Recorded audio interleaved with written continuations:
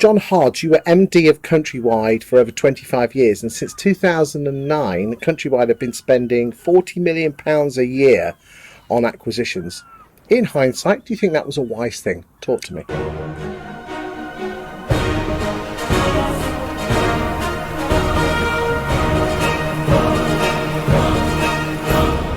I think is absolutely was the right thing at that time to be spending that money.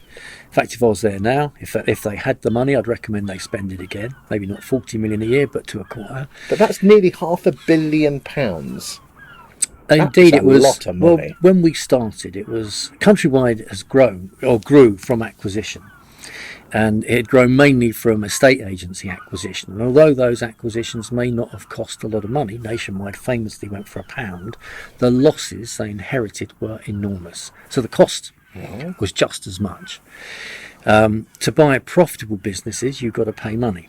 But what you've got to do, big names, Finders Keepers, Green & Co. These are big stuff. Indeed they are, but they were always accretive to the profits and the value of the shares. That's a word I've not heard on for a long time. There you are. So always accretive and never dilutive. So we're always making sure that whatever we purchased added to the value of the business. Okay. So and we were buying profits, and Finders Keepers, what a fantastic business that was, or is. It still is. It's a wonderful business with a great team running it. So you're buying future profits. But weren't you were buying EBITDA? Weren't you buying EBITDA to keep your shareholders happy? Well, every business has to grow. Yes. And there was the lettings, the acquisition program was one of three elements to the growth plan. Organic growth, grow our existing branch network, add more staff, drive more revenue. Secondly, we had a new start program. We opened up. We did loads of research and we targeted 176 existing locations that didn't have lettings. So we had a new start program, which we hit the same target every year. That had a cost to it. And we had the acquisitions. So acquisitions, it's cash, but they were paying back for themselves. And although, I mean, you were known as, let's be honest, others were out with their checkbooks. They were. If Countrywide liked you, you were quite well known to be, you weren't skimpy with the checkbook, were you? No, but you buy quality. So we only bought quality, and quality comes at a price. Now, we weren't always the top bidder. And there are some acquisitions where I know we weren't the top bidder. Others would have bid more, but the fit for the people selling wasn't quite as good. But we did pay good money, but for good businesses. And as I say, everything was accretive. It was never dilutive. It was always, there were margins we worked within.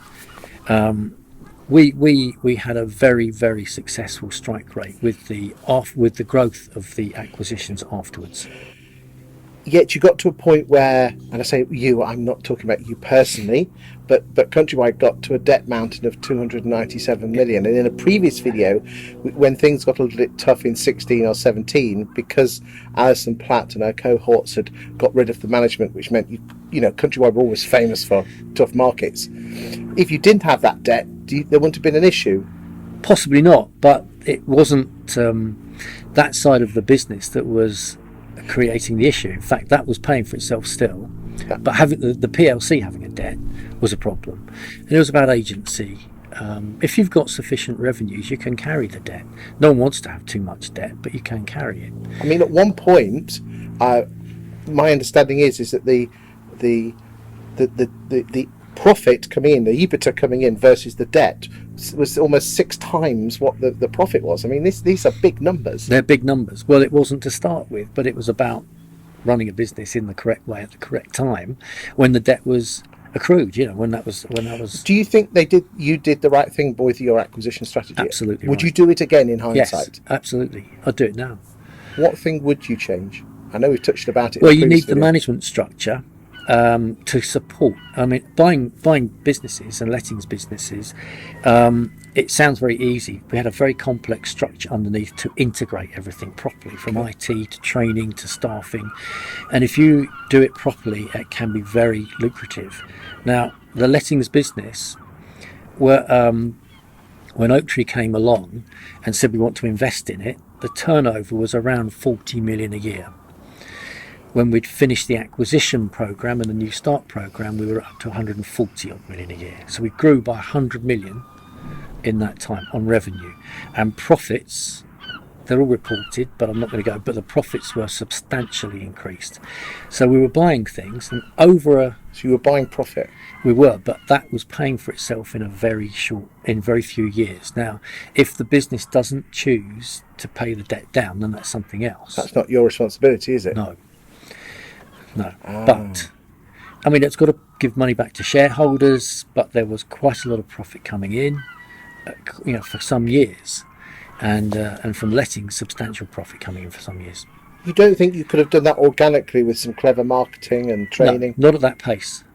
Not at that pace. I mean, we grew it organically, and my track record was growing organically, and but it's a much slower growth. I mean, the revenue on lettings is very slow. It drips in, over years. So it's not big bucks, which is why a estate agency doesn't like it. It's not as exciting or sexy, but it keeps going. Thank you for your time today. You're welcome.